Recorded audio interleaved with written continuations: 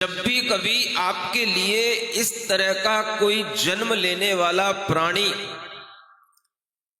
अपने पुण्य के साथ में आता हुआ समझ में आएगा तो उस समय पर आपके मन में कितना आनंद उत्पन्न होगा।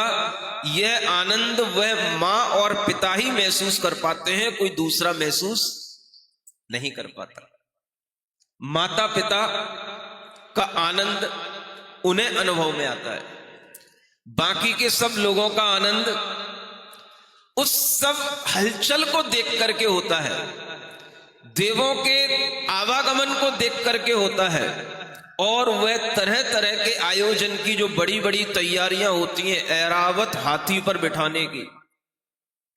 क्या बड़ा हाथी होता है, सुनते हो? ऐरावत हाथी, सफेद रंग का। कैसा हाथी होता है सुनते हैं? जिसकी एक मुख में 32 दांत होते हैं। सुन रहे हो?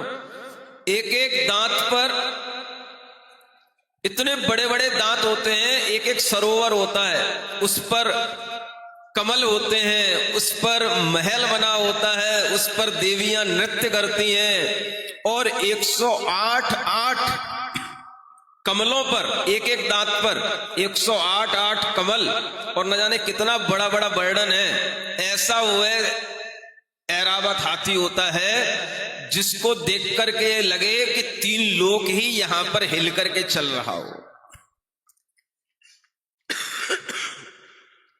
समझ आ रहा है आपको?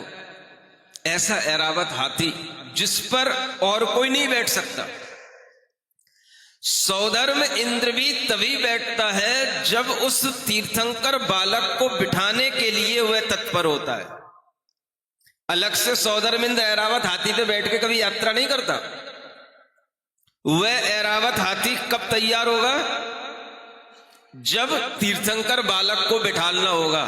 मतलब मुझे एक अच्छा ये समझ में आता है कि सौधर्म इंद्र को भी ऐरावत हाथी पर बैठने को तब मिलता है जब तीर्थंकर बालक को हाथ में ले लेता है, नहीं तो उसकी भी कोई औकात नहीं है कि वो अकेले ऐरावत हाथी पर सवारी कर ले।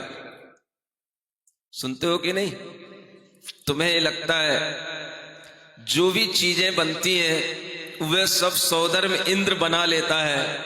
ध्यान रखना, जो भी चीजें बनती हैं वह सब तीर्थंकर बालक के पुण्य से बनती हैं। सौधर्म इंद्र तो मजा लेता है। बैठा है कि नहीं?